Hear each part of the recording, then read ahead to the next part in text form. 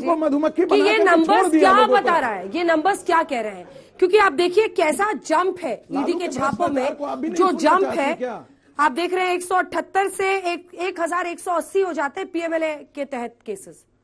नहीं अंजना जी, आपने हम सबने सारे प्रवक्ताओं के वक्तव्य सुने। आंकड़ों के नजरिए से अगर देखें कि हमें क्या दिखाई पड़ता है, बहुत साफ है। ये आरोप प्रत्यारोप तो लगते रहेंगे, उसमें कुछ तथ्य हो गए, कुछ आरोप झूठे भी हो सकते हैं, बेबुनियाद भी हो सकते हैं, लेकिन अगर आंकड़ों के नजरिए से देखें, जो जनता की बात हम तक पहुंचाने की कोशिश कर रही है, आंकड़े बड़े साफ बताते हैं कि अगर भ्रष्टाचार के नजरिए से देखें तो बीजेपी की सरकार को जनता कम भ्रष्ट मानती है अगर तुलनात्मक दृष्टिकोण से देखें। और अगर प्रधानमंत्री मोदी के बारे में बात करें तो एक ऐसा विषय है अगर भ्रष्टाचार के बारे में, तो बिल्कुल बेदाग साबित होते हैं। और आप लगातार देखें आंकड़ों को, ये 2-3% का ऊपर नीचे ग्राफ बढ़ता हुआ गिरता हुआ दिखाई पड़ेगा, लेकिन वो उतना हम कहते हैं मार्जिन ऑफ एरर होता है।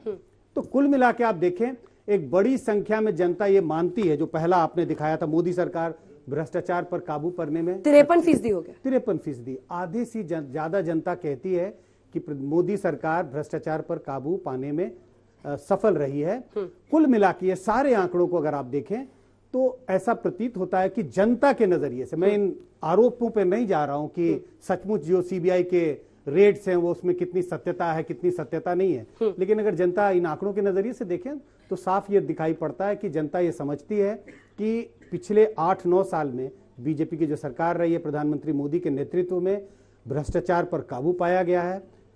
और जो एजेंसियां हैं जिसके बारे में आपने जिक्र किया, डेटा जिसका जिक्र कर रही है कि चाहे वो सीबीआई हो, ईडी हो, इन सब संस्थाओं ने मिलकर कोशिश की है कि कम से कम पिछले 7-8 साल में भ्रष्टाचार पर काबू किया जा सके। कुल मिलाकर डेटा, लेकिन अगर मामले देखें, एक बार इससे पहले वाला ग्राफिक्स दिखाएगा, 24 मामले कांग्रेस के नेताओं के खिलाफ है, उसके बाद नंबर 2 पर टीएमसी है। ये क्या बताता है कि भ्रष्टाचार वहीं हो रहा है, या फिर कर्नाटक के जिस एमएलए के घर में, बेटे के घर में 8 करोड़ रुपए मिले हैं, वहां आपकी एजेंसी नहीं जाती है? बिल्कुल, वहां लोकायुक्त के ऑफिशियल छापा मारते हैं, पकड़ लिया, पीठ थपथपाली, बात खत्म। बिल्कुल, मैंने आंकड़ों का एक नजरिया पेश किया, जो सर्वे के आंकड़े थे। जिन आंकड़ों का आप जिक्र कर रहे हैं वो बिल्कुल फैक्चुअल आंकड़े हैं। ये तो सर्वे का है, ये जनता का ओपिनियन है। और ओपिनियन का ये जरूरी नहीं है कि जनता ये समझती होगी कि सचमुच जो सीबीआई के छापे हैं, अब मनीष सिसोदिया का इतना जिक्र हो रहा है, जनता को पता नहीं कि सचमुच इसमें कितनी सत्यता है, लेकिन जनता एक अपना मन बनाती है अखबारों को में पढ़ करके, जो एक जनरल माहौल होता है। लेकिन जिन आंकड़ों का आप जिक्र कर रहे हैं वो तो बहुत साफ दिखाता है